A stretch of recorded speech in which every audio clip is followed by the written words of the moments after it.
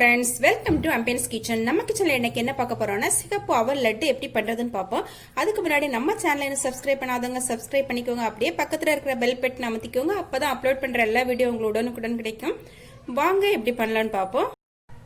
அவல் லட்டு பண்றதுக்கு நமக்கு தேவையான பொருட்கள் வந்து 1 கப் அவல், 3/4 கப் வெல்லம், அப்புறம் 2 ஸ்பூன் துருவின தேங்காய், அப்புறம் வந்து நெய் ஒரு 3 ஸ்பூன், முந்திரி திராட்சை தேவையான அளவு, அப்புறம் பார்த்தீங்கன்னா ஏலக்காய் சிறிதளவு.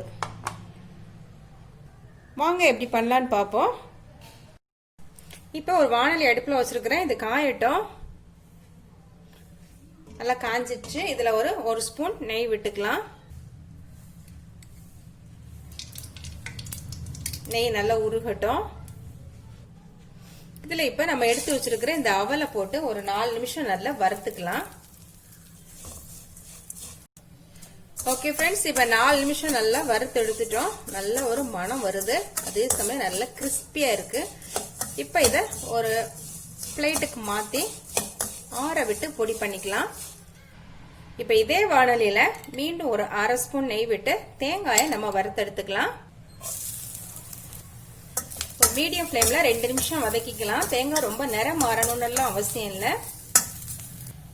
ஓகே, இப்போ ஒரு 2 நிமிஷம் ஆயிட்டு இதை ஒரு தட்டுக்கு மாத்திக்கலாம். ஓகே, இப்போ ஒரு மிக்ஸி ஜார் எடுத்துக்கலாம். மிக்ஸி ஜார் எடுத்து நம்ம இந்த வறுத்து வச்ச அவல் இதுல சேர்த்துக்கலாம்.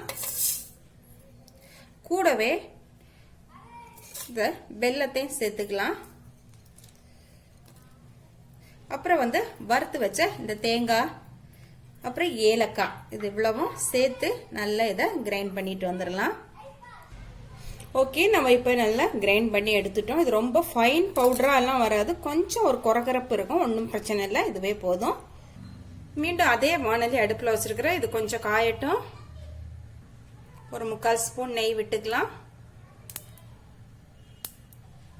நெய் நல்லா காஞ்சிடுச்சு. இப்போ நம்ம எடுத்து வச்சிருக்கிற இந்த முந்திரி திராட்சை போட்டு வறுத்துக்கலாம். எந்த நட்ஸ் வேணாலும் நம்ம யூஸ் பண்ணிக்கலாம், ஆப்ஷன் தான். ஓகே ஃப்ரெண்ட்ஸ், நம்ம திராட்சை இப்ப நல்லா உப்பி வந்துருச்சு.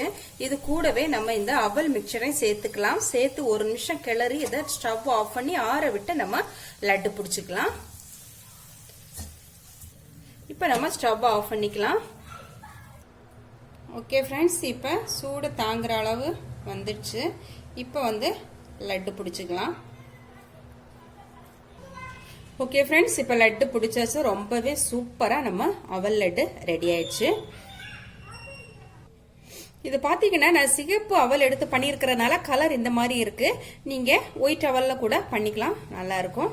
ஓகே ஃப்ரெண்ட்ஸ், இன்னொரு சூப்பரான ரெசிபியோடு உங்களை சந்திக்கிறேன். பாய்.